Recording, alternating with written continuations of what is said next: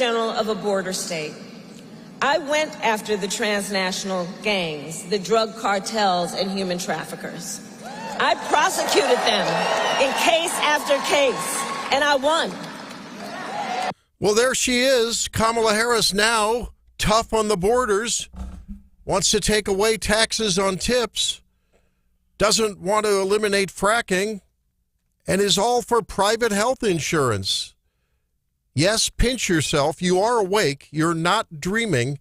This is Wake Up Mid-Missouri. We will bring you the truth. What do you need Donald Trump for? Yeah. Yeah, right. Absolutely. She's running to the right of Trump fans. I'm Randy Tobler. Steph's out today. John's down there holding forth, making sure everything is cool in Jefferson City land at KWS. And producer Hannah, of course, holding forth as well. Trying to, anyways. What was this about your alter ego on something you posted on social media? Oh, good Lord. Do I really have to go there? Do I have to explain? Yeah, I think you should. I don't understand this. Please explain to me. I'm not a social media expert, although did you notice I posted another reel last night? Reels are going to become regular with me. Did you notice? I did. You were talking about the alphabet. Thank you. We're going to talk about the alphabet today, and we're going to ask John and Hannah and all of you to simultaneously sing your ABCs, and then we will correct you. We'll show you. There's a new way. What's about your alter ego? Before we talk about the Olympics and the Ferguson 10th year anniversary, the Como bar assault over the weekend, a new sniffing EpiPen, the Olympic wrap-up, but more importantly, what is the alter ego? This sounds so vain. I hate this. I have naturally curly hair, and I flat iron my hair a couple times a year. Yeah. And I always call it my alter ego. Ah. I feel like a different person. Okay. Yeah. It's not that deep. I noticed your hair is different today. I didn't know exactly how, but it just looks different. Something I get a kick out of, in the building, we work with a lot of dudes, right? Yeah, you do. And I know where they're coming from, but anytime I straighten my hair, people the guys will be like, "Did you flat iron your hair?" Ah. No, I just woke up and suddenly it was I stick slept straight funny. for once. Yeah. Well, at least they know flat iron. I have no clue. What is a flat iron? Is that what you use, like what I use to iron my shirt with? It looks like the tongs. I'm sure you've seen people I understand. use it. Tongs a lot for that. I understand. You yes, you smash your hair between two hot plates. Yeah, that's those $100 items my wife and daughters bought like every 6 months. Something was going wrong with their tong thing. That's right. And it smells like burning hair. Yes. Yeah. Oh, and then don't forget when you leave it on the fake marble vanity top and it melts a hole in there. That's a good one, too. See, they make silicone mats for that now to keep that from happening. Those are my favorite instruments. How about you, John? There you go. I think I still have my flat iron from middle school, maybe, or early high school. It's hung in there for a while. But Randy, then again, we can think back to the day of the electric curling irons when they first came out. Yeah, I'm sorry. Yep. What I remember back in the day, my wife and daughters had the little box that had the hot curlers on it. You know, the little things. You still use those? No? I have never used them, but I think they're kind of making a comeback, like they're becoming popular again. So that's sort of like platform shoes and bell bottoms and silk shirts? Platform shoes and bell bottoms are making a comeback as well. And don't forget Randy ought to get out your band outfits. They'd be right in style. I'm telling you.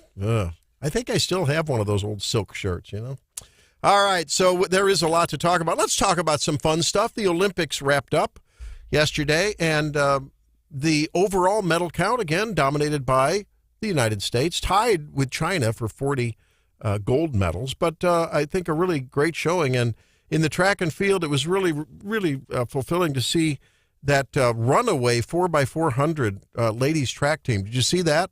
By the end of the second into the third lap, it was all over. Not even close. Yeah, that was a fun one. Yeah. Did you see the breakdance clips that dominated the internet over the weekend? I saw a guy, what's his name? The guy that he came from behind to win some race. And, I mean, he came from way behind. I couldn't believe it, down the home stretch. And then he's laying doing snow angels or something. This is breakdancing. Oh, I didn't see that. Yeah, I saw it. I think I don't know if it's really an Olympic sport. Not really sure that skateboarding is either. So, well, this is the first year that they've done breakdancing. They just call it breaking, I believe. But an Australian breakdancer went viral because she was just terrible, scored 0 points. But a lot of the memes are saying when you want to take a French vacation but you don't want to pay for it, you trick your country into sending you to the Olympics.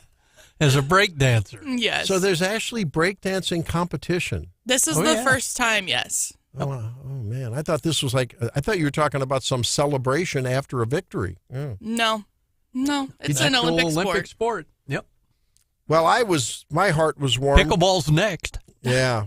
Mark my words, Will it'll there be next. You think so?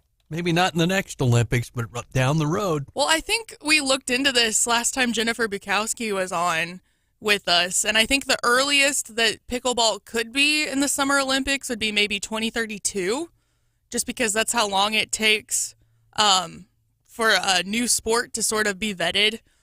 So we'll see. Yep. I'm sure it'll be there shortly. Because isn't the guy in Ashland ranked #1 in the world? He is. Yeah. Really?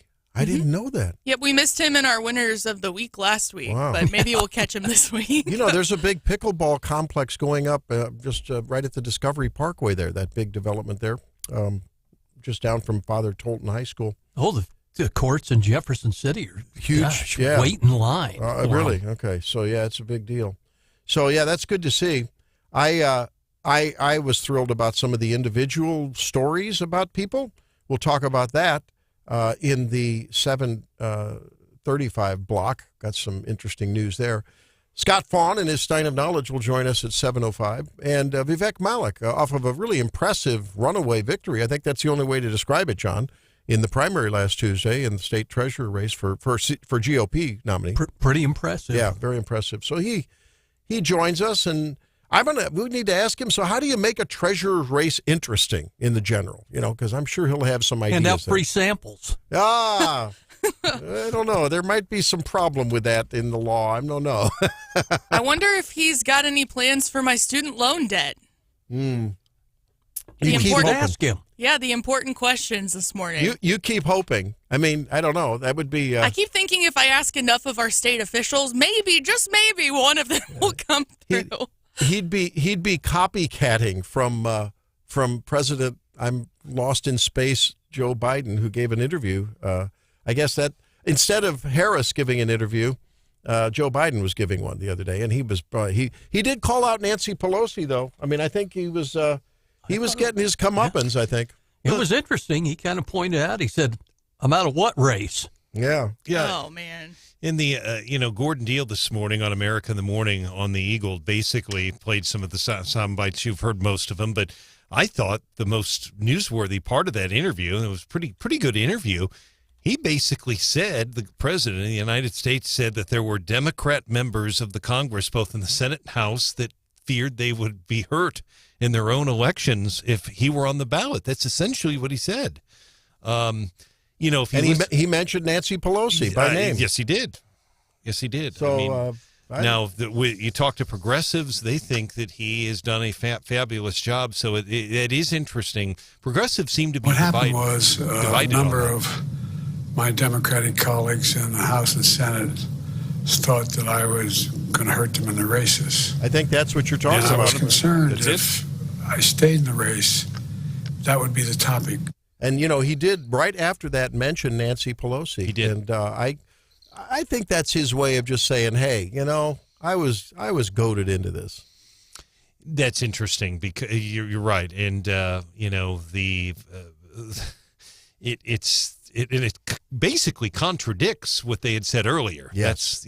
That's she denied really having involvement while she was having involvement in this whole coup, And you got to wonder what Harris had, to do with it. Now, Politico is reporting we'll that, never really probably know. I don't know. We might eventually. Yeah. There's always someone itching to get a story out, write a book, tell all, air the dirty laundry.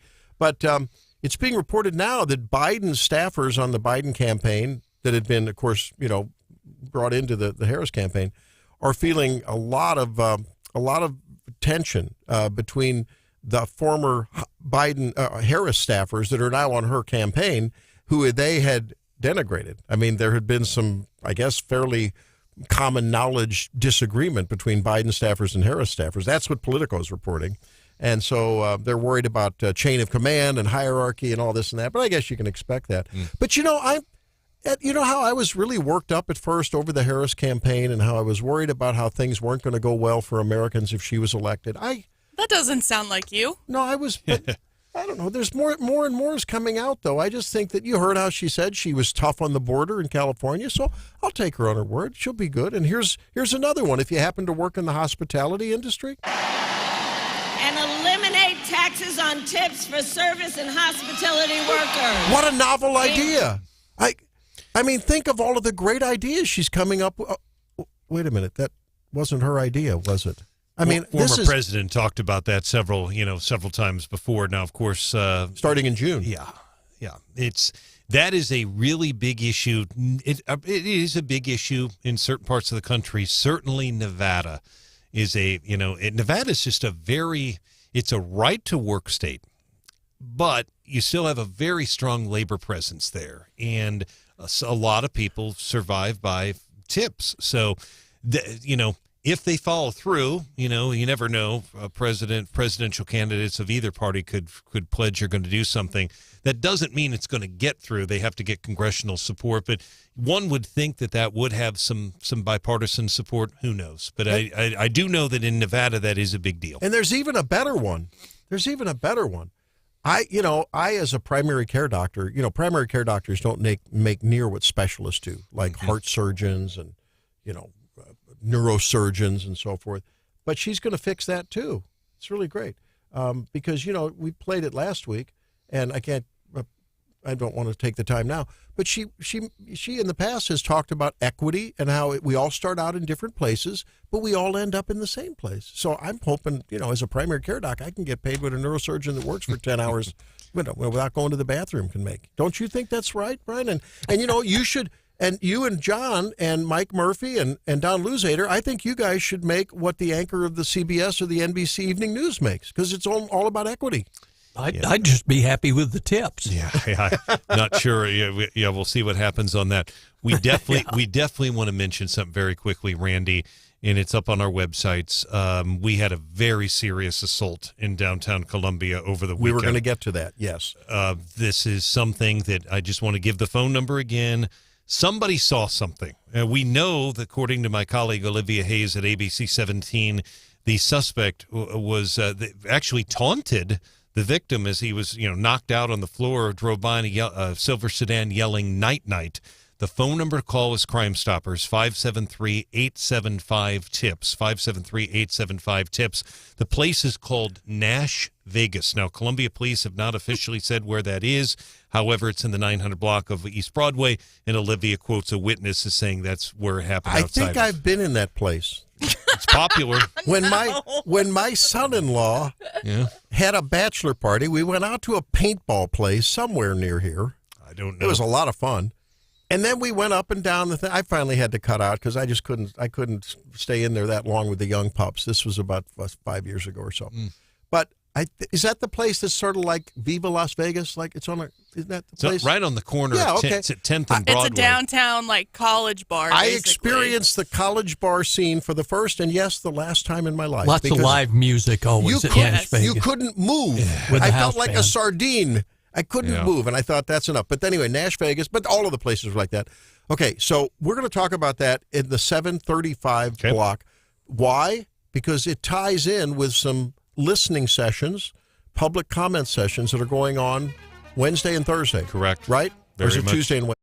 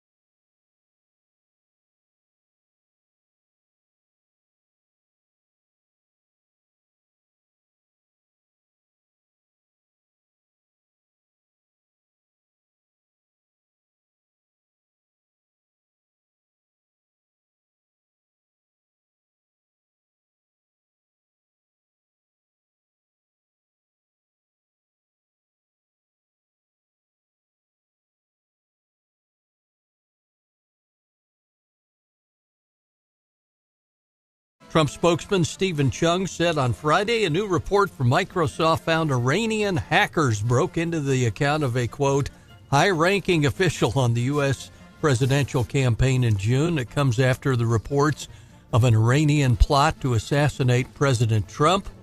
Chung said the Iranians know that President Trump will stop their reign of terror just like he did in his first 4 years in the White House, and any media or news outlet reprinting documents or internal communications are doing the bidding of America's enemies. Wow. This is a kind of a neat one from our even CNN told you so file. Democrat Rep. Susie Lee of Nevada, in the fight of her political life, she tries to hang on to her seat, one of the most competitive House races in the country. And she says, yes, she and similar regions have seen an increase in volunteers since Kamala popped up on the scene. But she also says just because Harris potentially enticed voters off the couch to the table, not a lot of her Democrats are all actively planning to change their message and further align themselves with Harris, and said they'd rather keep the ticket at an arm's length. Yeah, I imagine with all of the disingenuity of the administration she was a part of and their actions, and now just totally flip-flopping on that 180 degrees without any explanation, I would imagine that's got to be tough for those down ballot races, right? I mean, do you want to get that close to her or not? I don't know. Well, yeah, when they're undecided, and they talk about the big chunk of undecideds and moderates out there. You might want to keep it at an arm's length as a good angle. Yeah, it'll be an interesting thing to see if they can sort this out either before or in the wake of the election. Will a lot of people just vote for a black woman because she's a black a woman of color, or just a woman, yeah, or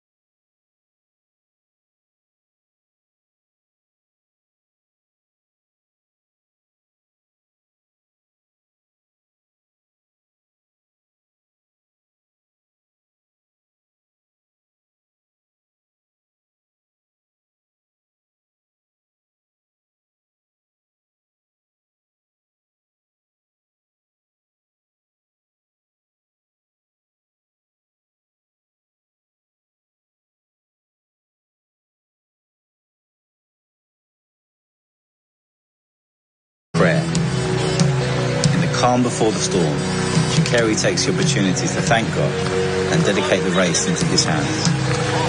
With a final point to the sky, giving glory to her Father. And this outward praise isn't something that's limited to race day. The world champion sprinter has been known to listen to worship music when training, bringing a smile to her face and a joy to her work. Sha'Carri Richardson runs for a higher purpose. Well, that's Sha'Carri Richardson, who, boy, had a come from behind in the women's relay. I think she took home an individual silver as well. And if you haven't watched the women's 4x100 meter dash that she was the anchor in, Sha'Carri just blew everyone else out of the water, and it's a fun race to watch, and it's quick. It's it just warms my heart to see a young person before the whole world in a high-profile event being unabashed about their faith. I think we could use a lot more about that. Not that that's requisite to be a person of faith. Some people feel much more reserved and more private about it. Some are much more expressive, and they wear it on their shoulder. Sure works for her, doesn't it, when it comes to gold medals? Yeah, and I imagine it works for her when she bombs out, too, if she ever has, because that's what the faith is all about. But I just think it's remarkable. And I don't know. Hannah, you follow some of the things closer than I do as far as social media and the trolling that goes on. Has anyone been hypercritical of her or like, oh, there she is, proselytizing, evangelizing? Sometimes you see that about people that are of faith and they're overt about it. No, I haven't seen anything like that about Sha'Carri. Yeah. The other really cool thing is, did you see what appears to be a little turnaround from Brittany Griner? The women's basketball team took gold. Barely. Yeah. We don't talk about that, John. They got gold. They got gold. That's okay. And, she was one who I have been hypercritical of, someone who, had very little I think one of the most impressive things about Blue Crews is stop-and-go traffic. Very little to do with her country. I think that may have been an autoplay. I apologize for that. I just was popping up the story on her. She said the WNBA in 2020 shouldn't play the national anthem and walked off the court before the anthem was played before a game. And then, of course, remember, she spent months in prison, 10 months, I think. In a Russian prison. And then was brought back in a prisoner swap. And there's this picture of her holding the U.S. flag draped around her shoulders. And she said, I didn't think I would be here. And then to be here and winning gold for my country, representing when my country fought for me so hard to even be standing here. This gold medal is going to hold a special place among the other two I was fortunate to win. I don't know. I'd like to think, and there were tears coming down her cheeks. I'd like to think that maybe there's some redemption and that on the part of those of us who were so harsh on her, maybe an opportunity for forgiveness as well. Well, yeah, and I've said that all along, right? So when the news broke that she was arrested in Russia and was going to be spending some time in a Russian prison, I actually was kind of like, well, maybe you will come back with a newfound appreciation for our country, and maybe you will realize that you don't have it quite so bad after all. So I hope that this is a turnaround for Miss Griner. I mean, it was really moving to see. You could tell she was really, really moved, and her hand over her heart. I don't know. Did you see the pole vaulter who stopped in the middle of his run because they started playing the national anthem? I mean, I think he's a first lieutenant in the reserves, I believe. Is that maybe from a past Olympics? I don't know if that's different. I don't know if it was this or past. But I don't know. I just think that a little patriotism would be in order. And I think it must be difficult for people. John, I know you're a veteran. I know others. And I know they don't ever say it. They don't care. And obviously, if you ask them about it, veterans never say, I don't care about these kids who aren't patriotic. I have fought for their right to not be patriotic. But it has to hurt for people that have, in one way or another, served their country. And whether you're Tim Walz and you sort of over embellish your history, but you served for 24 years. Whether you're, J.D. Vance, he was in the reporter pool, wasn't he a comms guy or a press reporter or something? He was a combat correspondent in the Marine Corps in Iraq. or whether you were carrying a weapon going door to door in Fallujah. I mean, you still served your country and you fought, and it has to, on the one hand, make you a bit dismayed. Maybe that's an understatement. When you see kids who have it so not, the poorest of children in our country have it better than 99% of the people on this planet. And for them to then, especially someone as blessed as she is, to have been as harsh and critical of the whole kit and caboodle and the whole country at large and as a whole, rather than saying, hey, we do have some problems. Every country, every family has some problems and discord, but you don't throw the family out into the dumpster, right? You find a way to work through it, and you realize the basic structure is sound. The constitutional principles are sound and genius and revolutionary. And it just does. I just hope that this is a genuine, sustainable little bit of patriotism from Brittany Griner. And I would even hope and pray even more that she would take that on the road and maybe talk to some youngsters who may be in impoverished areas, maybe North Columbia. I just hope she sustains it. That's what I mean. You think maybe, she was caught up in the whole Olympic moment. That's with, right. It's all about the country and the flags being draped on her and her teammates' shoulders and all. I hope when she gets back to the floor of the WNBA doing it for money that she has the same mindset. Let's hope. Well said. And wouldn't you like to see her taking that mindset and maybe telling her story to youth in North Columbia, in St. Louis, in Kansas City, in parts of Missouri that are very impoverished and crime is Ferguson, but also rural Missouri where crime is beginning to flourish. I know that up in the place where we were living for 16, 18 years. I'm reading more and more in the local paper about local crime. Yeah, it may be nonviolent crime. I'm seeing some violent crime as well. But just because you have a tough time doesn't mean you have the right to either denigrate and deface property and break into people's businesses, or to somehow say you're a victim of life and you're going to take it out on someone else. I don't know. I just think it's a good thing. She should probably talk a little bit about patriotism and what this country has done to make the standard of living for everyone. What is the ownership rate of flat screen TVs? What's the ownership rate of cell phones? It's become almost a necessity in life in some people's minds. And you got to wonder, Hannah, what would happen to people's personal economies? What would happen to people's personal economies? I was thinking about this morning when I heard about credit card debt is now like 1.15 trillion or something. And Trump, it was 800 and something billion. And we've talked last week about how spending is going down and, consumers are tightening their belts a bit. What would happen if people didn't have their subscription to, streaming TV, cellular phones, all that kind of stuff? I think our personal economies would be a lot better. And would our lives really be any worse if you think about it, right? Go to the library, get a book, have a conversation over a poker game. I unfortunately think that the way we have gone as a world and as a society, I think it's hard to exist as an adult in society without things like your phone. Yeah, what about the companies that sell the Obama phones to the government? They would be a big dent in the economy if they couldn't sell those. I know a lot of people. I wouldn't be able to do this job without my phone. Yeah, we sit here texting back and forth all morning long, don't we? Yeah. But you have the internet.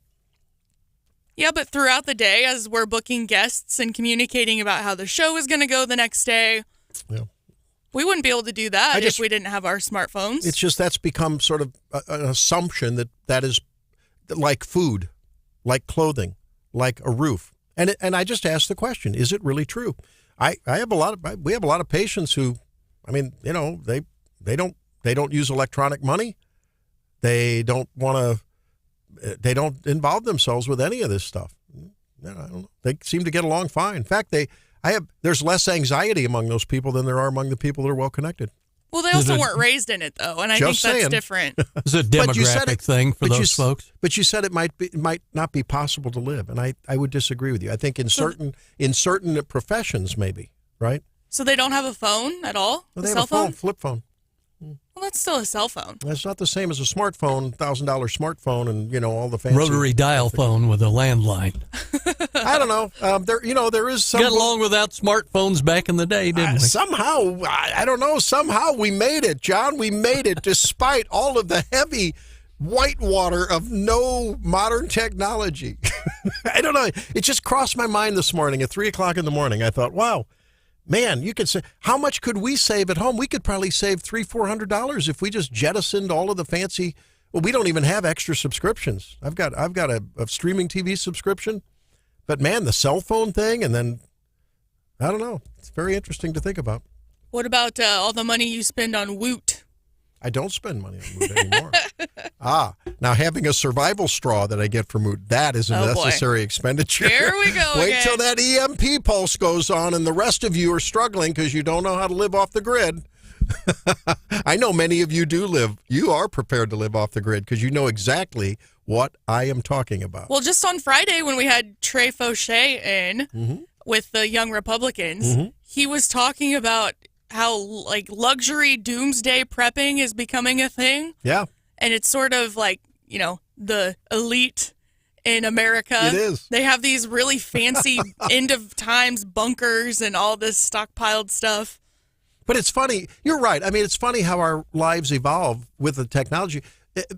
When I was at the hospital, and those who are in healthcare will know, if the electronic medical record goes down and either the internet's down or the vendor, or you can't get into, they've got these machines called Pyxis where they have all the drawers with the different meds and everything. My goodness, the oldsters among us used to say, so then you just take a history and you write it down. You just talk to the patient. I talked to the chief of staff at Capital Region Medical Center when they had their big meltdown over there, and they were completely offline. Yeah. And the chief of staff said, "Well, we've got the paper files. We'll go get these." And he said he had a heck of a time, especially with the young people on staff, trying to be able to just use those forms for for the simplest of stuff. We have an electronic deal because people, we need to get records to specialists and whatever, and insurance companies that want to prove that you're not trying to kill the patient when you ask for a little Ozempic for their diabetes, excuse me. But I love sitting across the table from a patient and spending an hour just taking their history and learning about them and getting to know them. I mean, what is wrong? We can live without all of that extra expense and noise and distraction in our life. We can. But there's also a benefit to these things. I'm not saying there isn't, but is it net a benefit? You got to wonder. You just got to wonder. And should there be an EMP or should there be some catastrophic, as we've seen, what happens to your finances? What happens to your health care? If it's all online, everything's in the cloud, everything's digital? What if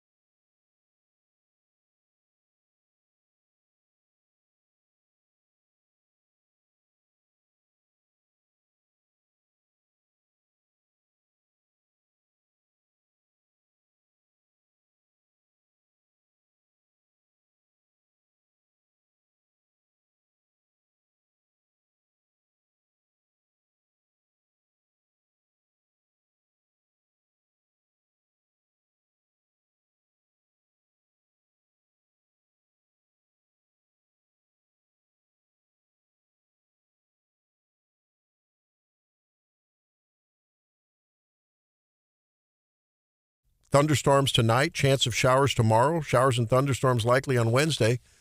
So a little bit of wetness coming our way. I'm not unhappy about that. I had some things sitting around in some unplanted plants still that I just been watering in their little containers. Finally got them. Really? Finally got them in the. Well, I had done a bunch of planting in the spring and early summer, but you know how you overbuy and then you run out of room. So I had to clear fresh, sod-covered area to plant some of the plants I bought. Long story short, anyway, I got them in the ground, so they're going to be watered. I'm thankful for that. There you go. There you go. No, anytime I straighten my hair, which anyone with curly hair will relate to this, you can bet on it raining. So then it curls back up, huh? Yes. So you're welcome. Can I give you preemptively? Can I give you a little bit of perspective? Oh boy. Okay. Be thankful you have a lot of hair to curl or to be uncurled. Think about that. It could be worse. I don't know. I've had trouble in the last year or so with my hair falling out. So is that getting better? By the way, doing better. I think so. It's one of those I'm almost scared to look. Yeah. Back to the parable of the man with no shoes till he saw the man with no feet. Yeah. Or no hair, or both. Yeah. Stress and genetics are a crazy thing. So, one of the things that doing radio like we do can do is to turn you very cynical and bitter. And you try to fight that, but you keep looking at the news cycle and you look at the way people behave and you say, wow, it is a broken world. Whatever happened in the garden umpteen years ago, thousands of years ago, that Garden of Eden, darn that happened. Don't take snakes at face value, probably the moral of that one, right? And you see people doing some things that you lament the fact that this culture is just depraved. And yeah, we're a part of it. If we're all sinners, right? You look at some of the heinous things that go on. A Ferguson police officer suffers a critical brain injury in the Michael Brown anniversary protest. So on Saturday, a police officer was critically injured outside the city's police station. Apparently there was a fence around there. They were having protests. And this black officer, young officer, who was one of several who were hired during the response to Michael Brown. I guess at that time, John, there were only, 3 black officers on the force, and they made there weren't many. Yeah, so they've tried to do this. This officer said he wanted to make a difference, according to the police chief there, Troy Doyle. And Officer Travis Brown was knocked to the ground. Apparently, he was, I don't know how it happened, but they'd gone out to make some arrests, is the way we understood it, because of some property damage that was occurring to the police station during the weekend protests. Yeah, and you might call it an insurrection. Oh no, only Trump supporters, only MAGA supporters assault public facilities and get called insurrection. Excuse me, I'm sorry, forgive me. But it's really troubling. This guy now is in a hospital fighting for his life, and he's a black officer, and he was assaulted by a largely black protest group. I mean, come on, guys. About a dozen of them public safety people got hurt 10 years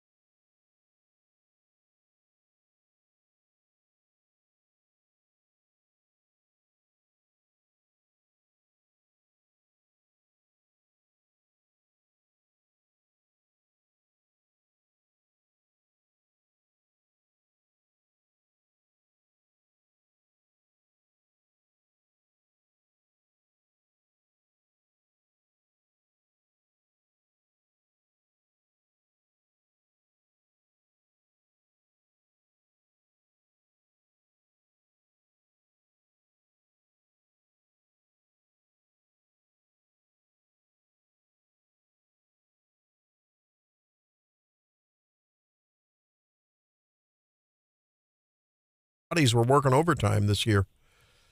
Yeah, it was. And the closest of the races. I mean, a lot of times you could see something coming and be like, well, I guess that's going to end up and be fine. You don't have to worry about that too much. But these races, you could have made arguments. Maybe Vivek Malek led from start to finish without too much drama. But, I mean, even the biggest winner of the night, Andrew Bailey, I mean, there were so many millions of dollars coming in from Washington and New York against the Missouri war hero that really you could have made a case he could have even lost. Now, on election night, it was the first race called, and he romped to victory. And it is true, Missouri can defeat Manhattan. But I tell you, because of the just sheer tens of millions of dollars the New Yorkers sent against our Missouri guy, you could have, no one could go to bed feeling all that good. Now, I won't share too much because I think Stephanie wants to rub it in your face herself. But I know she joined you for was it a special pre-primary election show special? She did. And I think she was pretty close to accurately guessing what Lieutenant Governor Mike Kehoe's lead was going to be in the governor's race. And she said that she got called, I think, quote, aggressive for her prediction. Is that right? Her prediction was aggressive, and it was right. She predicted Kehoe by a lot. I've always felt like these races break late and they break hard. I think that because of all the amazing events that happened on the federal level around the 4th of July, Missourians just didn't get to. We didn't get to see through polling which way they were going to break. But I mean, all these races broke, and there are very few races under 5 points. It's just not the. The truth is the way a person in Holt County votes is very similar to the way the person in Madrid County votes, and there's not a lot of change. The lieutenant governor's race was the only piece of that was different because it was essentially you had Holly Rader from Southeast Missouri taking her home area, and then you had Wassinger from St. Louis taking St. Louis. Huff took the rest, and as is the case oftentimes, the St. Louis folks outnumbered us in rural Missouri. But she picked it. She picked it straight on. She was confident. She never wavered, and she was right. I'll just warn you that the I told you so is coming if it has not happened already. Oh, it has. You don't hear any. You don't hear any surprise in my voice. Scott, talk to us about appearances. I think that was a thing for a lot of folks. They were watching the ads, the Chinese farmland one, not to be mentioned, but in the governor's race, you had Mike Kehoe through the whole thing, rocking the jeans and the boots and pictures of him on one of his horses. You had Bill Eigel with the goofy pullover vest from day one. And Jay Ashcroft, even at the most casual of events, was there in a coat and tie like he always is. Your takeaway on that, do you think that spoke to the voters? I think appearance matters. I think it always matters. Now, the degree of which it matters, I don't know. I'll tell you an interesting thing about the Kehoe campaign.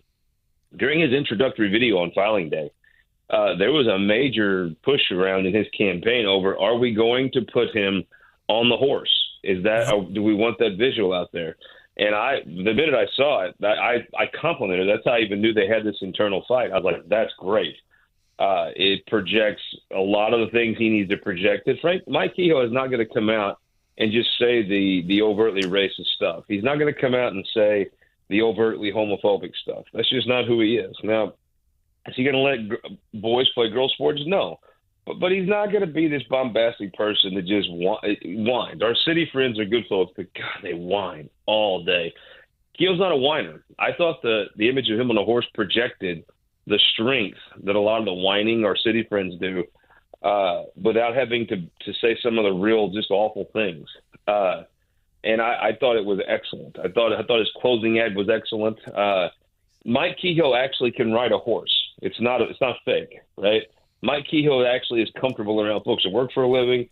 As the American Dream Dusty Rhodes would say, he is dine with kings and queens, and he can sit in an alley and dine on pork and beans.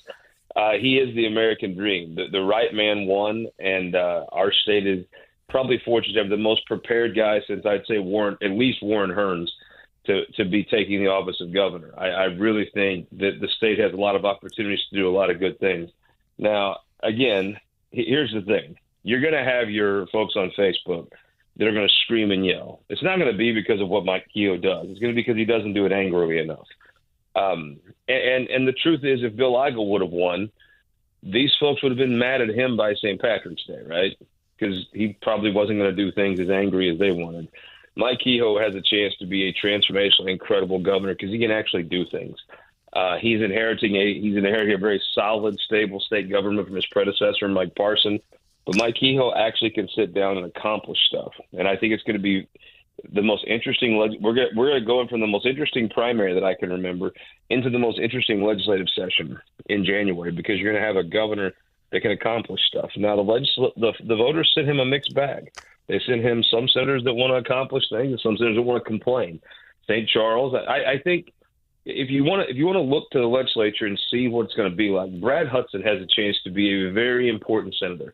He won a Southern Missouri race. He's part of the coalition whose stated goal is to make Cindy O'Loughlin's life miserable. He's part of a caucus that says we want to kill Republican legislation.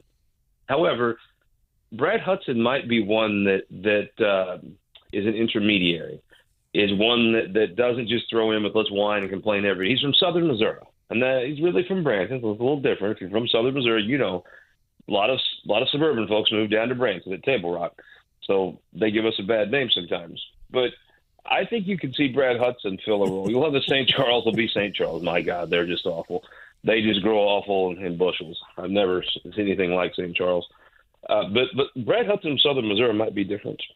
Scott Faughn is our guest. He is the publisher of Missouri Times. He also hosts the popular TV show called This Week in Missouri Politics. He is live with us 7:15 here on 93.9 The Eagle News Radio 950 KWS. He references Brad Hudson, a state representative from Cape Fear, who narrowly defeated Representative Travis Smith from Dora in that very contentious primary. Scott, huge crowd expected Thursday. I know you've talked about it. You'll be there. Missouri State Fair, ham breakfast in Sedalia. I want to get your take on two candidates who I'm sure Thursday, Brian. I'm going today. I'm going Tuesday, and I'm going Wednesday and Thursday. What are you talking about just Thursday? Yeah, you'll be there all week. Indeed. Yeah. Crystal Quaid, the House Minority Leader, wins the Democratic nomination for governor. Lucas Kunce wins the Senate Democratic nomination for the U.S. Senate. They're both expected to be there. What do you see from them Thursday? Do they have any chance in this race?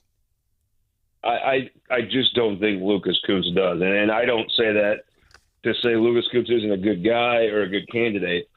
I think throughout the country, sometimes voters are willing to send someone from the opposite party to the governor's mansion.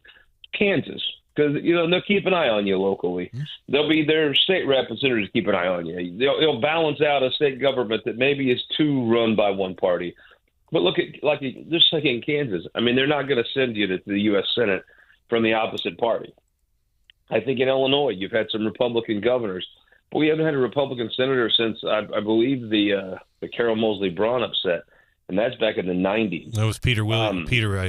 Yeah, I just personally don't see Missourians right now sending a Democrat to Washington. I think the Washington Democrats are just whether my view is, just like with the abortion law in this state, it's far outside where the mainstream Missourians are.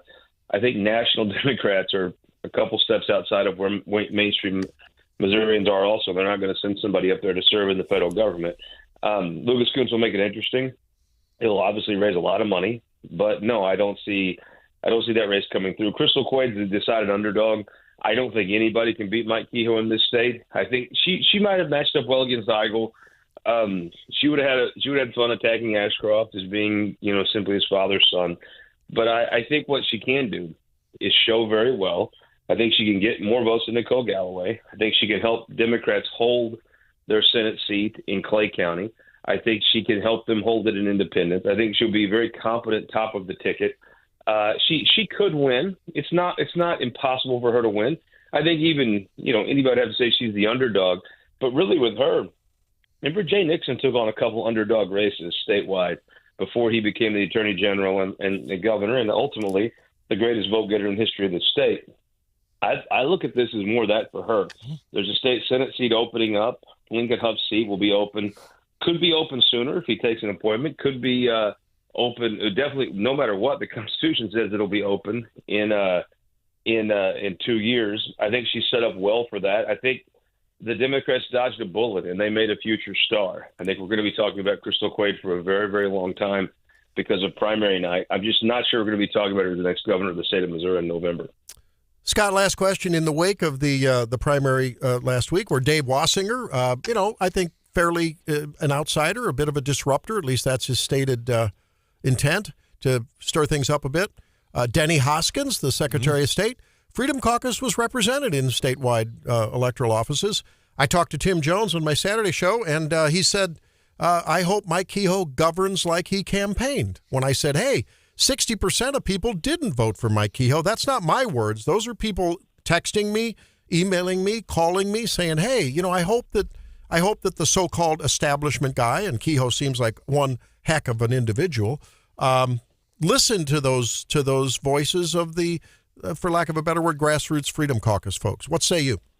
Oh, I mean, look, I think Tim was saying some pretty awful things about Mike Kehoe, but like most folks like that, they'll kiss the new governor's ring, and that'll be that. Listen, I don't think you're gonna. If you're a Freedom Caucus person, you're gonna love what Mike Kehoe does. You're just not gonna like the fact he's not real mad while he's doing it. Okay. I don't see Mike Kehoe changing. I don't know what you don't like about Mike Parson.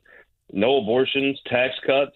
I mean, I think a lot of people, but Scott, a lot of people talked about expansion of the budget, almost doubling in just a few years over the last few years. Okay, so the federal government sends you billions of dollars.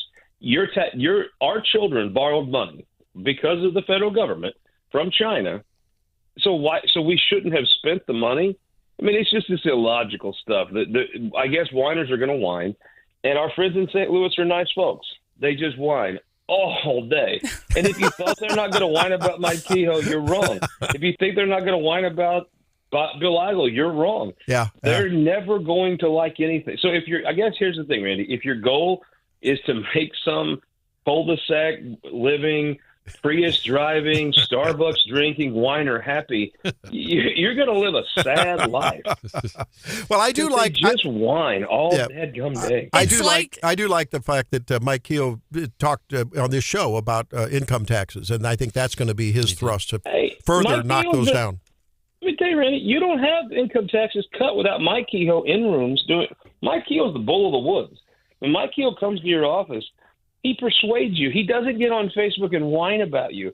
Trust me, man. No one cares about the whining on Facebook. Okay. I mean, just save your time. Mike Kehoe goes, school choice. You do not have anybody will tell you this. You don't have a school choice bill last year without Mike Kehoe going into Republican House members' offices and persuading them that school choice is the right move. Yeah. He did it, and he didn't whine about it on Facebook. He didn't walk out and say, "Ha ha, this rhino has now been defeated." You're right. Childish and stupid. It's statesmanlike. Statesmanlike. You're right. Mike Kehoe is the bull of the woods. And by the way, Cindy O'Loughlin's going to join us on this program Wednesday, so we'll be talking to her about her. She has a different take than me, because if I have a different take than Cindy, I'm usually wrong. But the fact of the matter is, it'll be so interesting. Okay. I think he'll accomplish big things, and I think the same people that whine about Parson will whine about Kehoe, and whatever. I mean, they've reached the eye roll portion of their soldiering, and I think you may see it with guys like Brad Hudson. Now, the St. Charles people, I mean, they grow crazy by the bushel. It just is what it is. I mean, the state just has to suffer them. But Brad Hudson may be one that's like, okay, I'm going to say a bunch of dumb things on Facebook, but I want to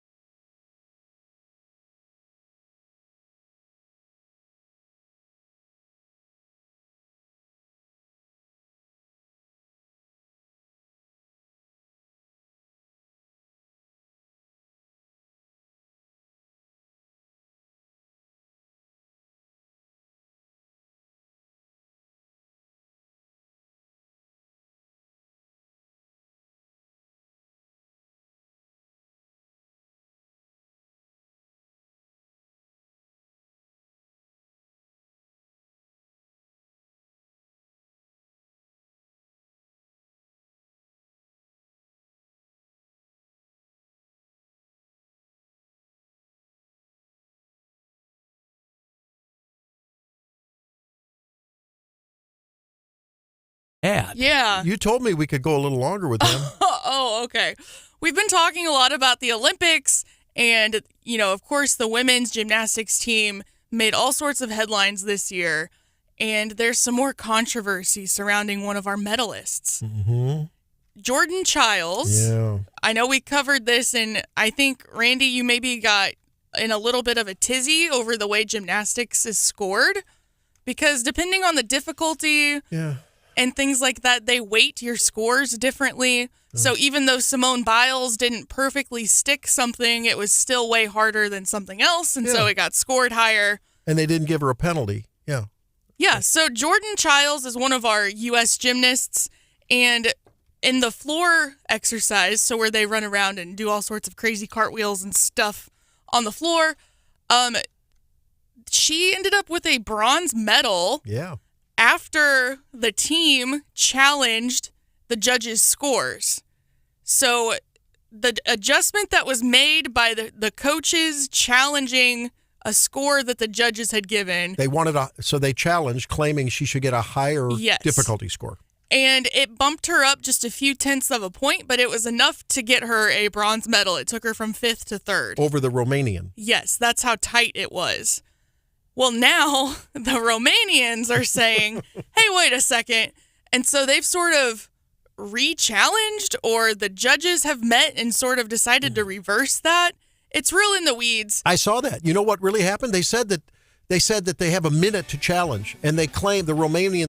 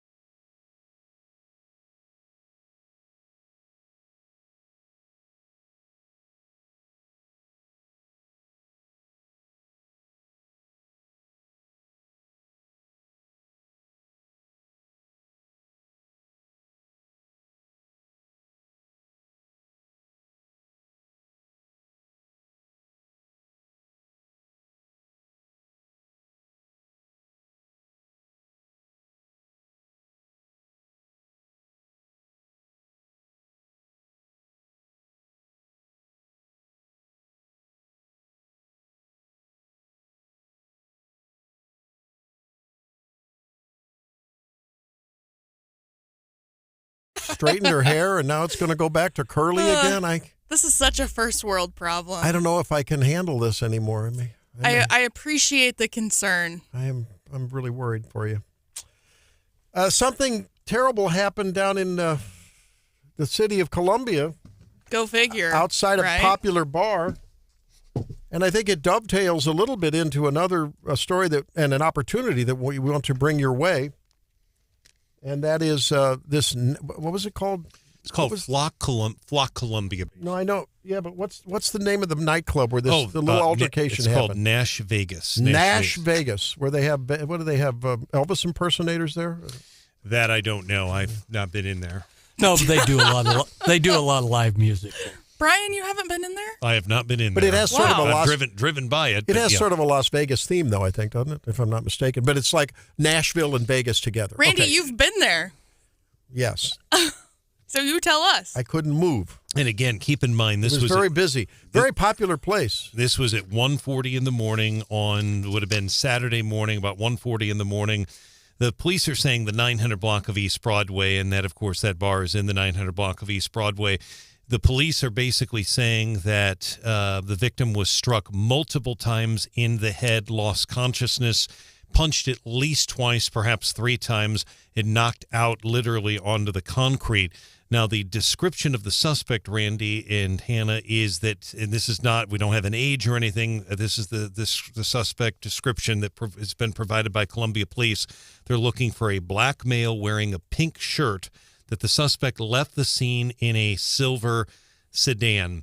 And my colleague, ABC 17's Olivia Hayes, did a really nice job over the weekend, went down there, actually interviewed a witness who saw it. The person who was assaulted was this witness's friend. They're calling her Kay. They called her Kay in the story. My gut feeling is that's not her real name, but she fears for her safety because she witnessed this. I think this is the significant thing here, Randy. Olivia quotes the witnesses saying that this guy, this suspect wearing the pink shirt, basically comes up out of nowhere, starts provoking them. And the guy told them that, like, provoking the woman too. And the man apparently tells him to stop. Taunting him, basically or doing something. Okay. Tells him to stop, and he gets punched once, tries to get up and staggers up, and the guy gets knocked out again. But here's, I think, where they're going to find the guy. The suspect and others drove by the incident, according to Olivia's reporting, in a silver, and this is not in the Columbia Police Department press release. This is Olivia's reporting based on the witness yelling, "Night, night." Well, I can tell you, all you business owners downtown Columbia, and there are a lot of them that listen to this morning show, the banks specifically, the banks, and there's a lot of other, just tons of businesses down there near 10th and Broadway that have security cameras. I know they have security cameras because I see them when I'm down there. Someone is going to need to take a look at that security camera at their office when they get in this morning and be able to look at the timestamp about 1:40 or 1:45, look for a silver sedan. I think you'll probably get a good look at the vehicle when you do that.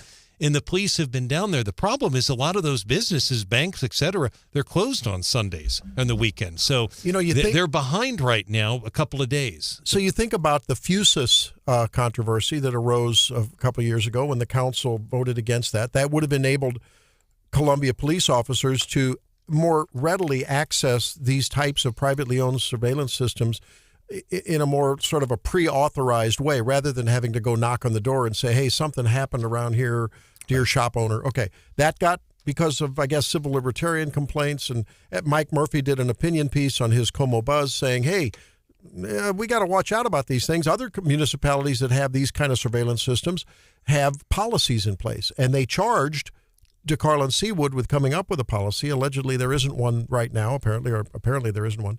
So now fast forward to what's happening Wednesday and Thursday, because you're talking about a sedan that drove away with a guy in a pink shirt. What if there was a flock system in place with a police ability to look at a license plate? Wouldn't they be further down the road in the investigation now? They could. It's hard to say. Anytime you talk about they've lost 2 days, the Columbia Police. They're not telling me this. This is just my gut feeling. I know how it is because those businesses, most of them are closed, especially the banks, the ones that have a lot of the security, et cetera. There are a lot of banks in that area that have security cameras. There are other businesses as well.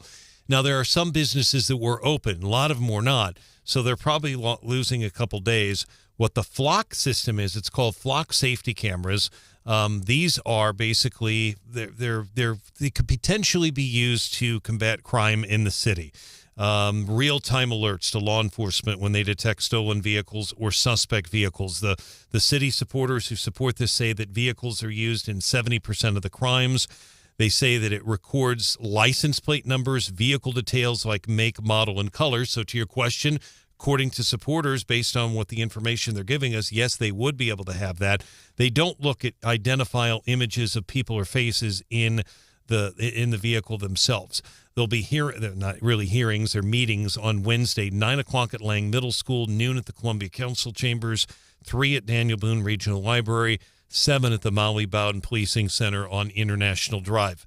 Mike Murphy's done a really nice job covering this as well. Mike covering it from a little different angle than how I am, but basically we're both looking at it, from the same perspective, just a couple angles differently. He points out they're operating in more than 2,000 cities right now. ACLU doesn't like it. They say it's creating a privately held nationwide mass surveillance system. There may be some conservatives in our audience that feel similar as well. One progressive, I believe, was on TV, Randy, last week or the week before, and I don't recall the person's name, but he was worried that they'll use it to track trans people, the trans residents. They'll use it to track people getting an abortion. That is not obviously what this is. This is set up for missing persons cases, Amber Alerts, specific crime. But again, people have all sorts of concerns. The creator will take care of tracking people who get an abortion. That's a different story. And I thought it was interesting, guys, that Mike's story pointed out, though, this didn't really have anything to do with the earlier discussions of privately owned cameras in the downtown area in Columbia being on sort of a network. This is kind of an independent standalone surveillance system, right? It is. I would say it's similar, but it is different. It is similar because these are operated by, Flock. It is a private company. And leased to the municipality. Yeah, or sold. Exactly. They're not designed, and people are really worried about, automated traffic enforcement. I know people will be divided on it. If the only way they're probably going to be able to solve the crime that happened over the weekend, the woman didn't recognize this K, and that's probably not her real name, didn't recognize this suspect, who could even not, he may not even be from the area. We really don't know, unless someone has a camera or video footage of that silver sedan, or somebody, that's not a very great description. It's very, we don't know his age. Is he 18? Is he 50? We don't know. That's all the description. He was an African-American male in a pink shirt and a silver sedan. There aren't that many silver sedans, Randy. But I'm thinking they're going to need video footage so they can find out who this is. If they get the vehicle license plate, that would help as well. We know video, cameras have solved crimes. And I'll give you an example. Most people don't remember it. I do, and so do you.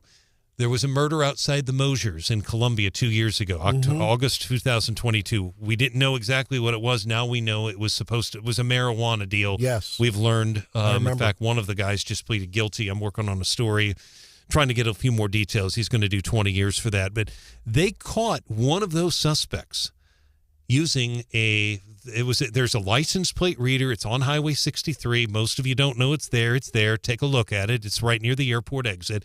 That's how they caught the guy.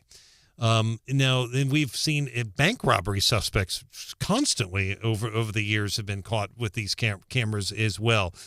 This is a little different, and I don't know what the end result is going to be, but I do know Mr. Seawood's very interested in this. And Fusus, let's not forget, it was a 4-3 vote. Mayor Buffalo, who gets criticized by a lot of our listeners, Mayor Buffalo voted for the Fusus system, Randy. She did. Yes, I know. It failed because Nick Foster changed his vote.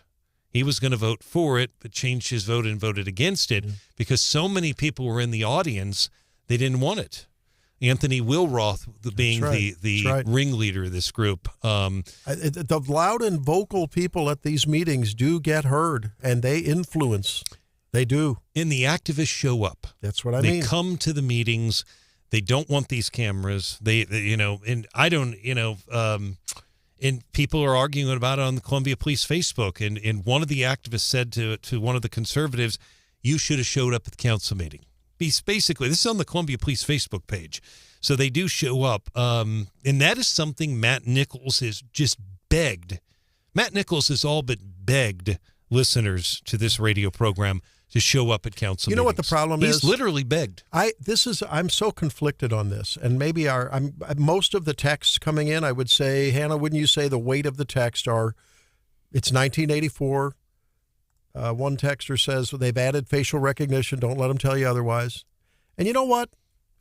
In the current environment where I think we've lost trust, look at the lawfare against Donald Trump. Say what you will about him. Look at what the system has done to Donald Trump.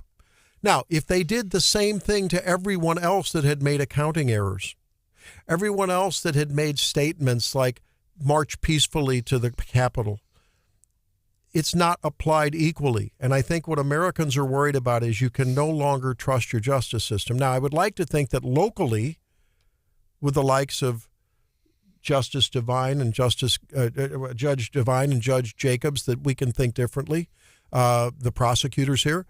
But sadly, it's sort of like politics. People at the top of the ticket will influence your opinion on the people at the bottom of the ticket, right? If I don't trust Biden and Harris, I may not trust any Democrat in Columbia or the state. It's a brand. And the brand of the justice system now is not good.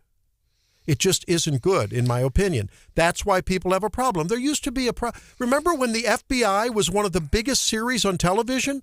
People thought the FBI walked on water because they were looking out for bad guys.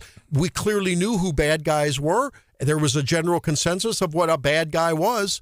Now you're a bad guy if you don't agree with my politics. Yeah, that's the problem. Jimmy Stewart actually had a movie about the FBI, and J. Edgar Hoover played himself in William Zimbalist Jr., Yeah, remember? 1959, I believe. But, I think there are people who certainly have your perspective. Obviously, I haven't seen the text, but I would push back. I don't.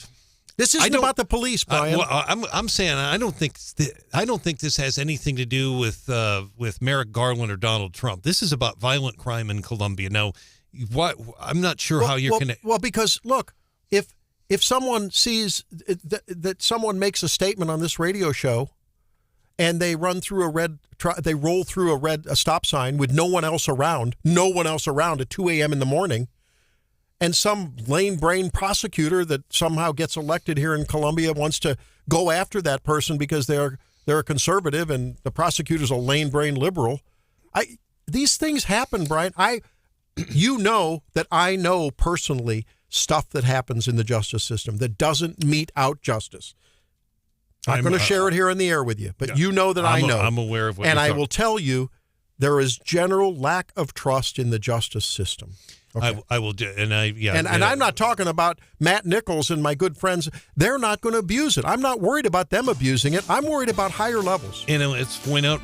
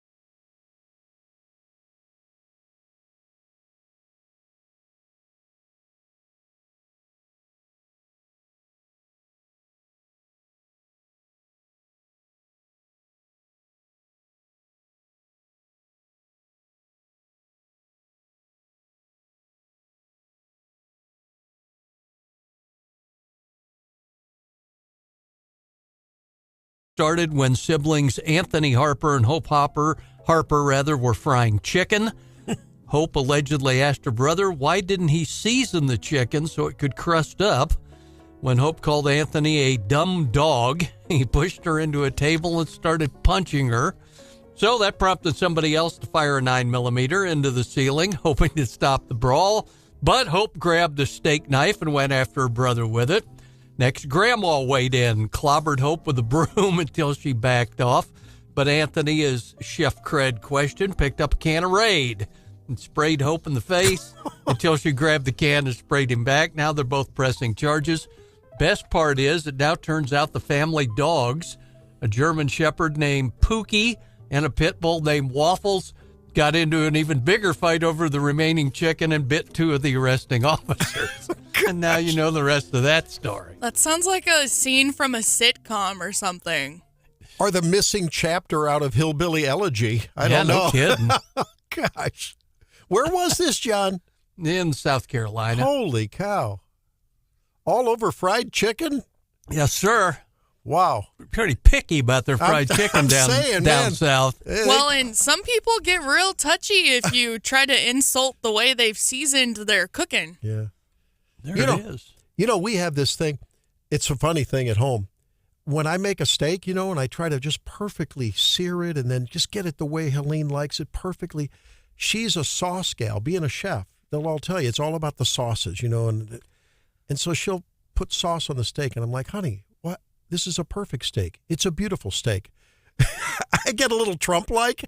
Why? And then she gets mad at me because I may throw a little salt or seasoning on whatever beautiful dish she's made. Yeah, you hypocrite. There you go. Works both ways there, I chef. actually don't do that. No, I don't do it. When she cooks it, it's great. I don't. Pass the 57, huh? And I'll put it on my piece of prime sirloin, huh? I know that this is egregious, and I will get hate mail for this, but every once in a while, ketchup on a steak is just good. Okay, so moving on to another topic. I know. Sounds like a northern Boone County recipe to me. I don't know. I don't do it very often, but every once in a while, it just hits the spot. I have to admit, I am a ketchup fan. There's something about have a little fries with your ketchup. I love to just soak up as much ketchup as I can with fries. You can buy ketchup without high fructose corn syrup. That would be a bit of and then advice it tastes today. terrible. Yeah, it's called tomato sauce. No. You can buy it. No, Heinz makes. I'm sure others make it. Just natural, without the. Try to avoid high fructose corn syrup. You might become a Democrat. Listen, if I'm eating ketchup, I'm not worried about that. Hey, a little follow up from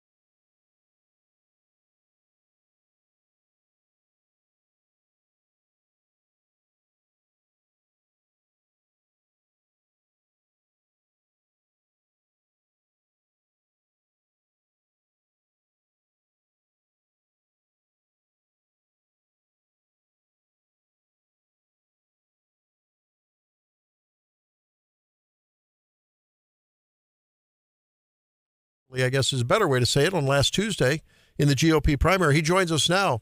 Congratulations on the victory.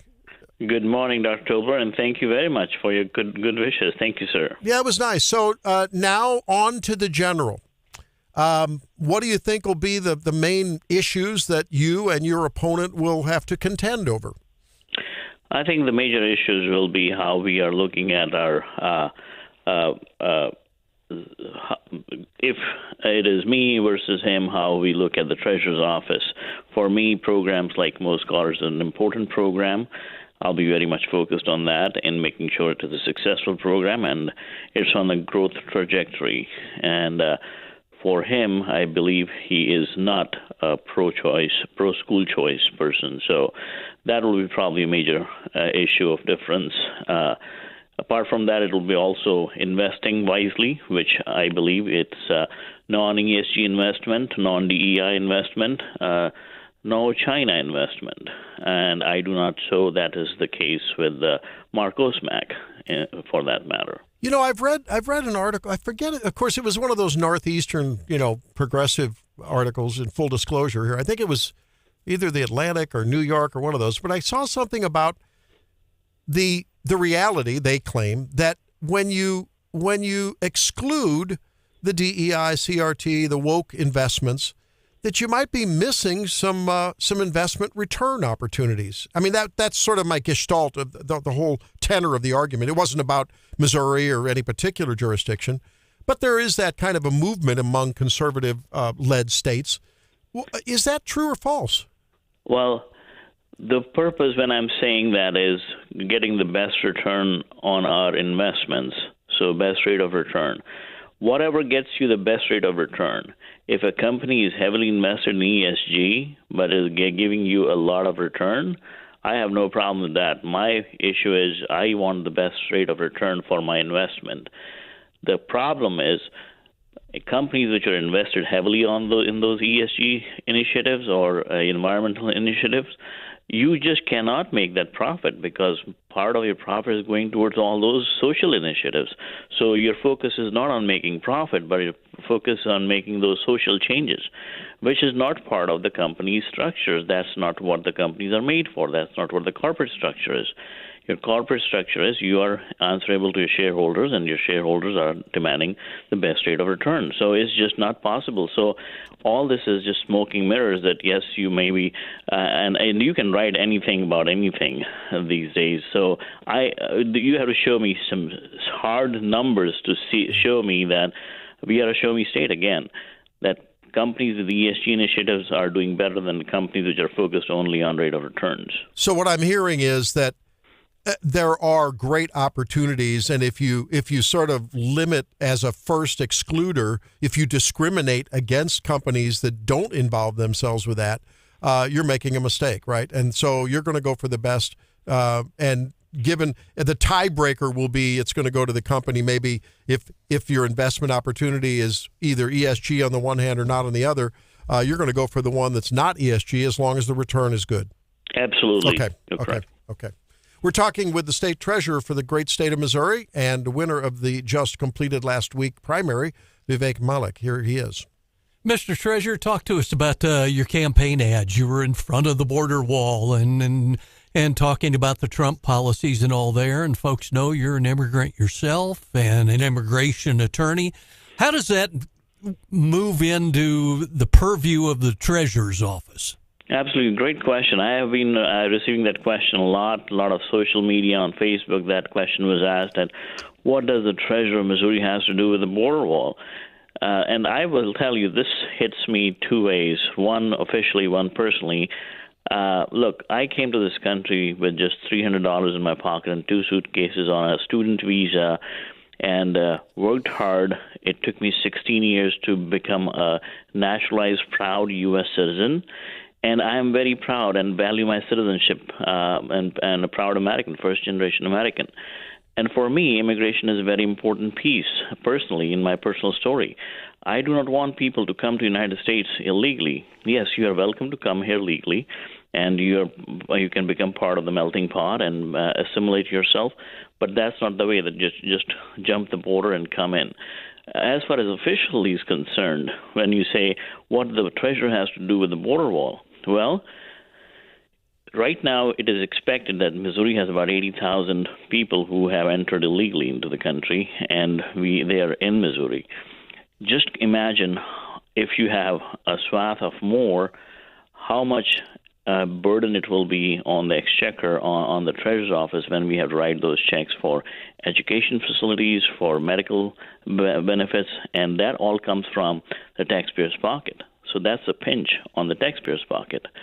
So increasing those benefits, whether it's education, healthcare, infrastructure, and if you have those illegals here, you are writing those checks, bigger checks, and that comes out from your pocket, and those are the checks I have to write. So absolutely there's a connection, and I do not want to extend those benefits if you're not here legally.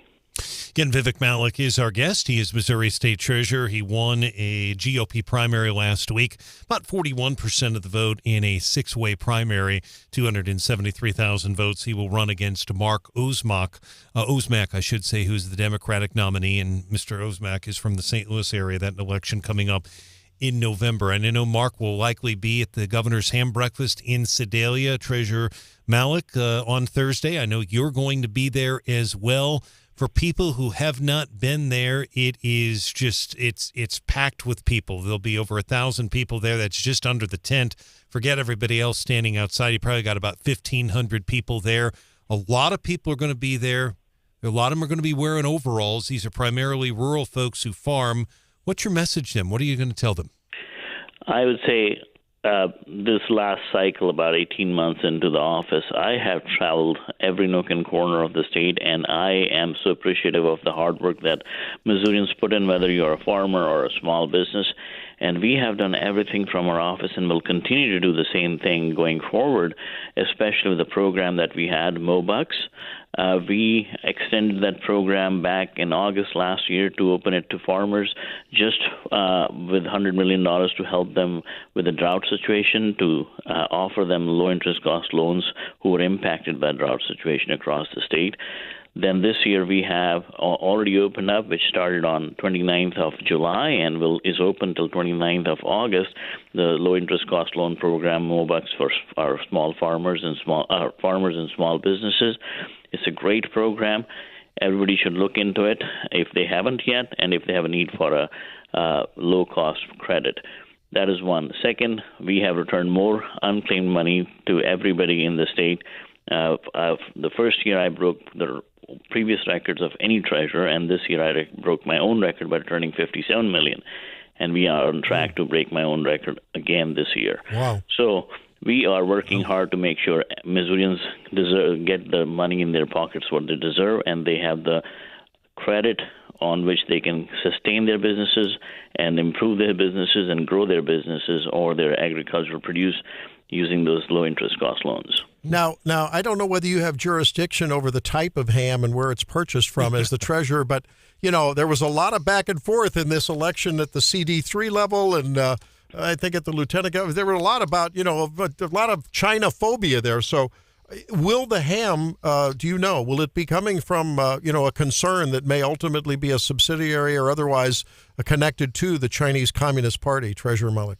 I for certain know that the ham will be coming from the farmers in Missouri, and it will be one of the best hams people will have on their plates.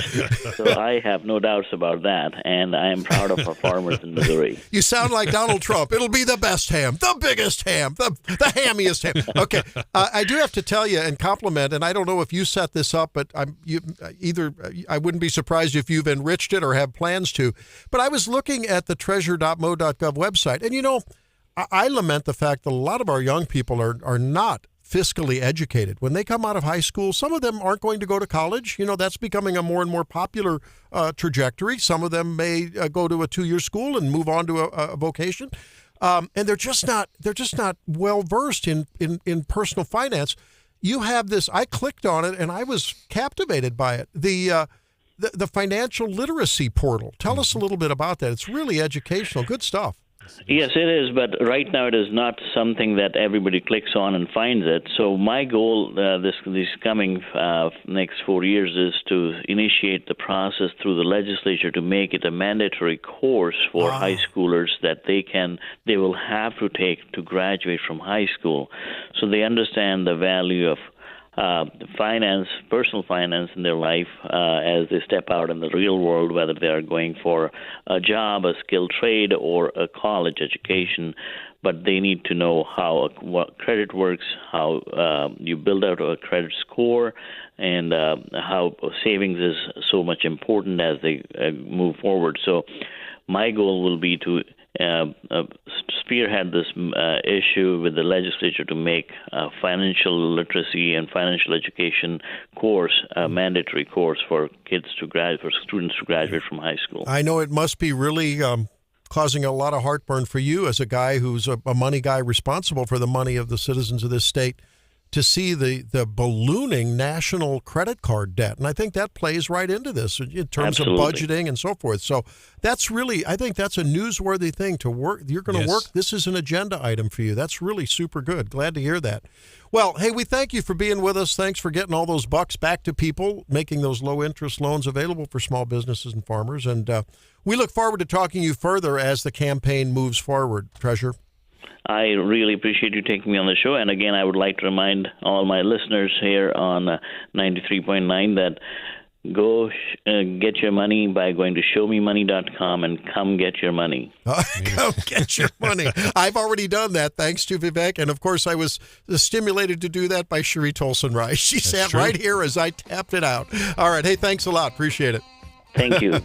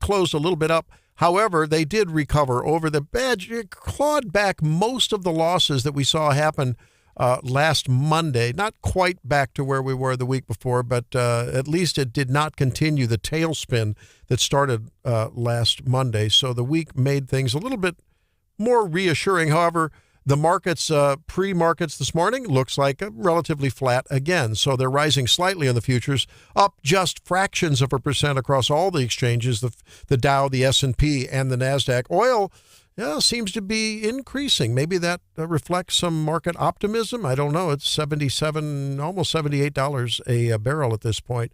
So up a dollar a barrel since Friday. So now it turns out that what's going to really, I think, be determining the future in the market, according to the soothsayers, it's the earnings. It's always about the earnings ultimately. Oh, of course, the interest rates and what the Fed's going to do has a lot to do with that. But apparently the second quarter results sort of year over year showing a little bit of a decline in the increase. So the rate of growth not good as it has been, but people are cutting back on the little things. McDonald's said customers are picking cheaper items, going to the restaurants less often. I have to admit it. I tried the $5 meal deal the other day. Uh-oh. Yeah. It's a Happy Meal. Fries, 4 tenders, and either a McChicken or a McDouble. Not bad for $5. Does and Mrs. Tobler know that? And a small drink. She's getting ready to go and be with Shannon because Shannon's going to deliver here in the next day or so. So hopefully she's on the way listening to Sinatra or something. I hope, and not hearing that. But she will be out of town for a few days. So, John, if you're in the area, okay, you and I may be doing some doing the burger routine. Huh? You guys could have a date. Starbucks quarterly decline in sales. Chipotle, not Lay. Chipotle said its sales growth was cooling, and French fry supplier Lamb Weston felt the crunch. Their shares tumbled 28% after missing profit and sales expectations. Potato chips down. PepsiCo said the shoppers are buying fewer bags of them. What are you cutting back on? 573-874-9390, if anything. Are you cutting back on maybe that extra special sector subscription for your streaming service? Are you doing something, changing your cell phone plan? We talked a little bit about that, how that does take a chunk out of each month's budget. I don't know about y'all, but it does for me. John, how about you? Yeah, I mean, drop some of the TV subscription services just because they got too pricey. There wasn't that much on there that you couldn't find elsewhere on the internet. Yeah. And in other interesting business news, I thought it was pretty fun. Where is that story that we had there? We had a good business story. Oh, egg flights are in. Have you heard about egg flights? Those are becoming very popular things at social gatherings and at some restaurants. On airplanes? You can no. You can get like deviled eggs, except you cut the egg in half and you get a little topping on it. Oh, so like they bring you a charcuterie board and it's several different flavors? Like a beer flight. Okay. Yeah. Have you heard about those? And I haven't, but I'm down because deviled eggs are awesome. I thought an egg flight was what happens when the fertilized eggs in the coop actually hatch. And we also have a new beer coming out, right, Hannah? Aren't the Kelsey boys coming out with a beer? I think it's coming out this week. We're having some kind of a fancy new beer. So we'll be keeping an eye on that. And John, you and I may have to sample that just to report on it. What do you think? Sounds like a winner. All right. Yep, it's Garage.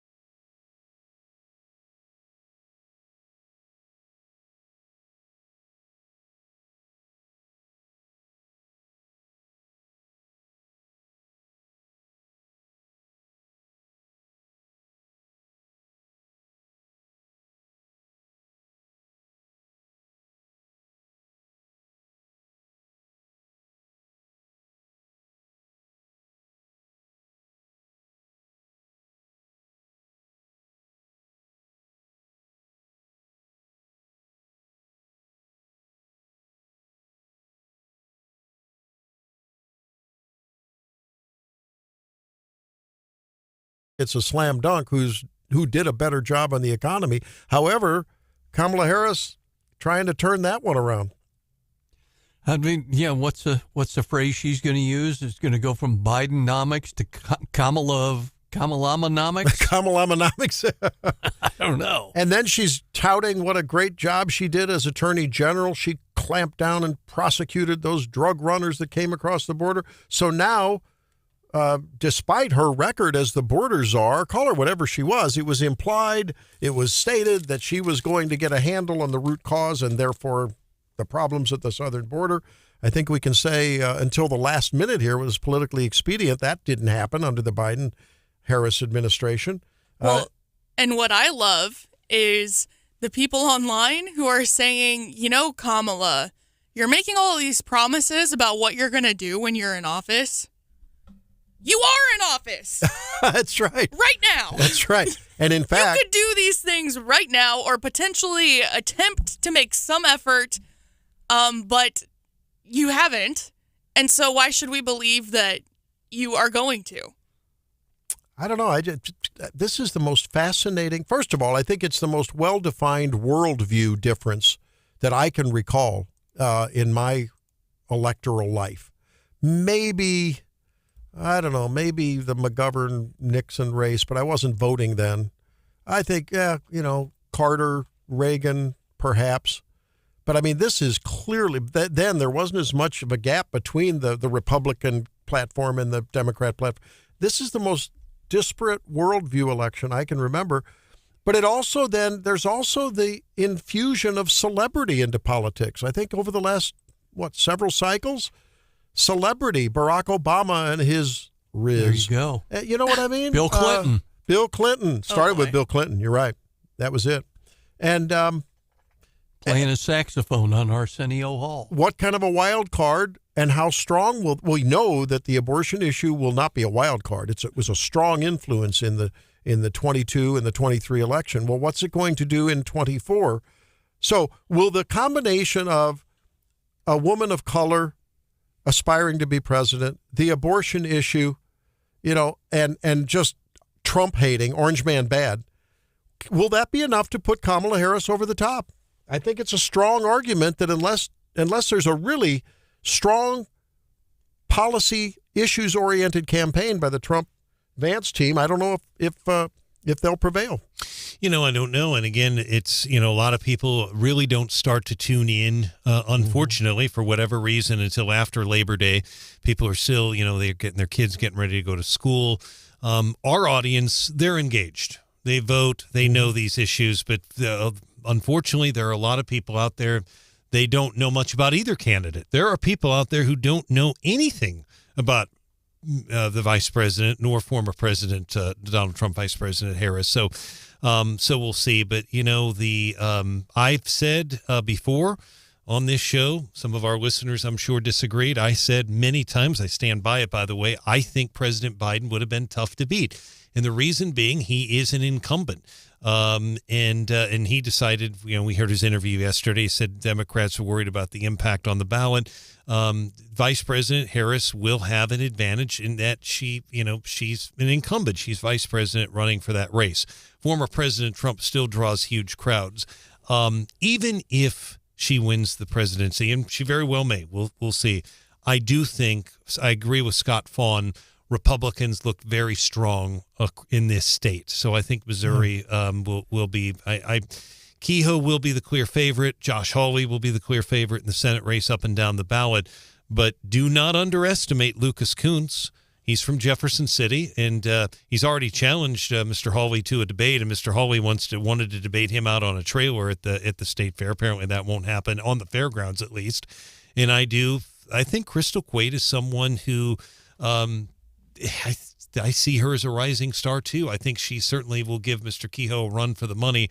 But the rural areas are just so heavily Republican. She's facing an uphill battle. But the rural areas are also going to be the first canaries in the coal mine to feel, along with the urban poor areas, the crunch of an economic recession. And they've already felt the Biden inflation. If you start now piling on people losing jobs. Inflation is not going to tame in the next 3 months. I could see a place where Democrats with this mantra. We are proud of the fact that equity is one of our guiding principles. Proud of the fact that we understand equality is important, but not everybody starts out on the same base. We see that people in our country are having an experience that is not equal. This is the Marxist Communist Manifesto. From each according to his ability, to each according to his need. When people are hurting, they will vote for politicians unless they know their history, unless they've studied economics. They will tend to vote for those they're desperate, who will take from one and give to another. Obama, about fairness, right? Remember, he was all about fairness.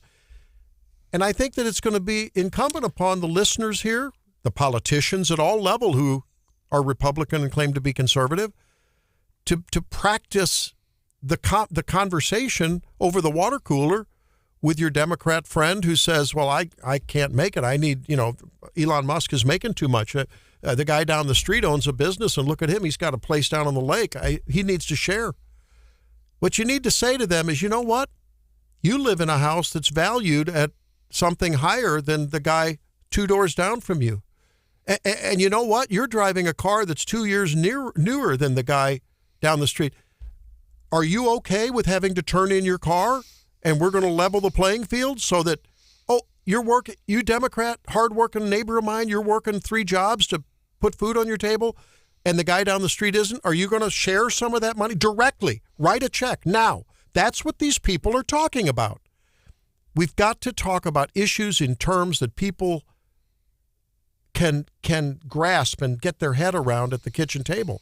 Because there's the whole angle of who's going to win the battle ultimately of turnout at the polls. No, that's just it. And, yeah. And again, it is a presidential race, but it's so hard to, it's just hard to predict that right now. But I don't think do you really think that Americans even people that claim to be progressives, I mean, do they really think that they want to take from one person so that they can have more of what another person has earned? Do Americans really believe that? I mean, really? Some do. Sure, until it's you. Do they want the government to do that? Some do. I have no doubt about it. I think if you look at it, I want to compare something here. I think very important. If you go back, my 2 grandparents, all the grandparents except one, very, very Democratic, and they supported FDR, but they grew up in the Great Depression. And I do remember them telling me, and they were correct about this, FDR did have a lot of, and he started a lot of the social policies. There was no Social Security before that. If you were old and you didn't have money, you just basically died or you didn't have anywhere to go. So that was a big deal. That was 1935 Social Security.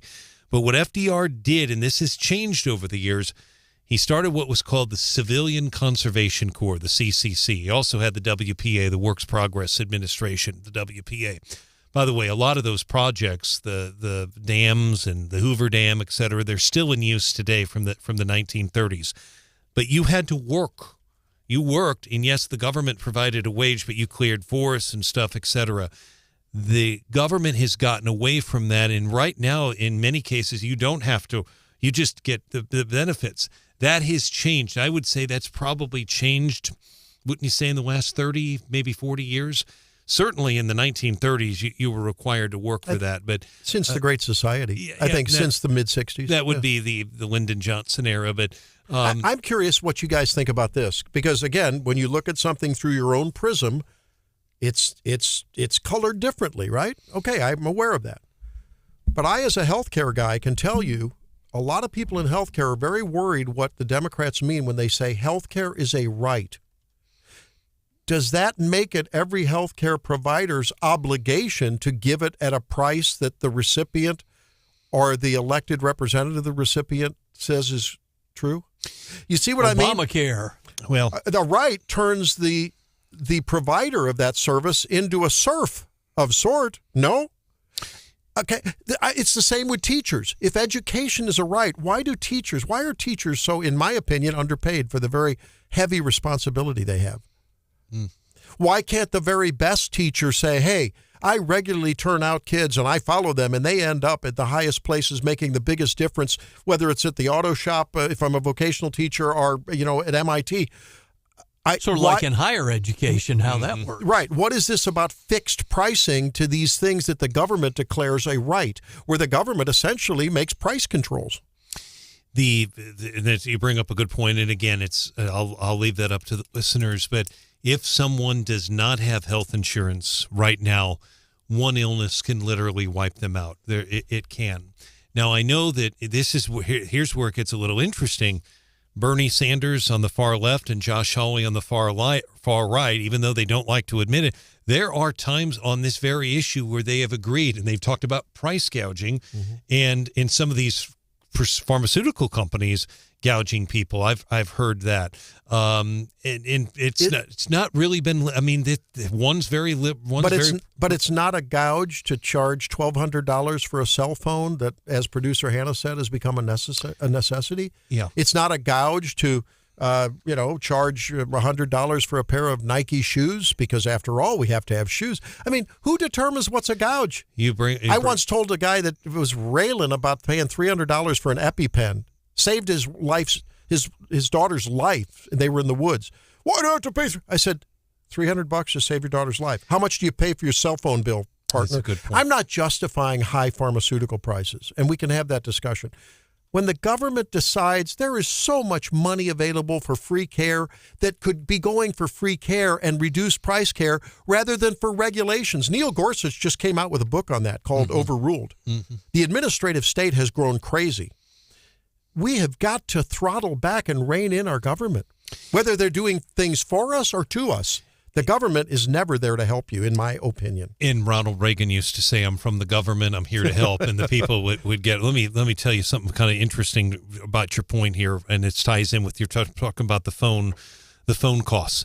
I was in court for the truck driver from El Salvador, waiting for him to come up with his interpreter. Yeah. And there was I don't know the guy, I'd never seen him before, but he was a suspect accused of stealing a phone from Boost Mobile. Didn't say which Boost Mobile in town, but he was charged with a felony for stealing it. And the judge read the charges to him, and she said the phone was estimated at $750. Well, a felony is over $150, and he took exception to that. He said, I'm not going to come up here. You're not going to charge me with a felony. He used the word MF in court twice in front of the judge. I was a little surprised that was allowed in a court. Now, he was on video, but he couldn't believe that phone he allegedly stole cost $750. But a lot of phones are expensive. Yeah. He didn't deny it. I said, I'm not here to take a felony. I'm just here to ask questions about philosophy, and do people really think about the downstream effects of their ideology and how it guides their voting? If you continue to persecute the people who are writing your paycheck, if you continue to be against the man because he's the man, pretty soon the man will say, you know what, I'm out of here. On the other hand, where is the man and their decency and their allegiance to the benevolence of their Christianity or their Judeo-Christian faith? We've lost that. We've got a lot of cultural adjustment needed, in my opinion. It was President Theodore Roosevelt that once said, "Comparison is the thief of joy." Yep, that's what he said. Former President Theodore Roosevelt, and you could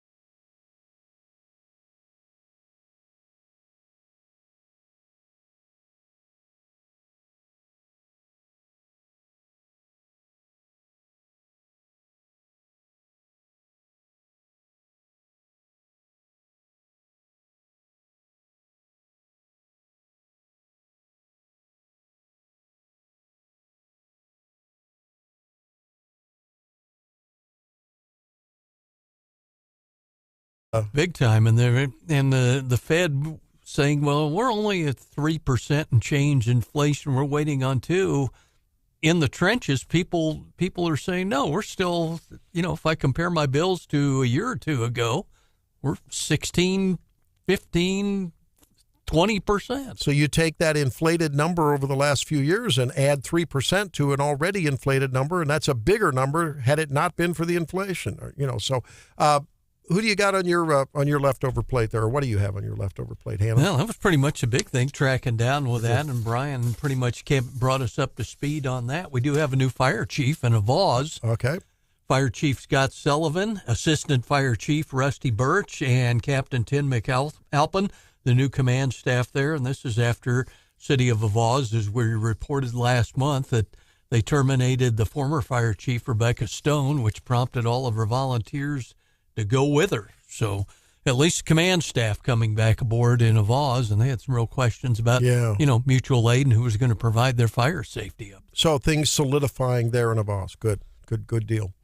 All right. Hey, we do want to remind you it's going to be a little wet the next few days, and we will continue to follow on the Facebook feed or the YouTube, wherever we're at visually. You'll want to see how Hannah's hair turns out. We've been struggling with the reality.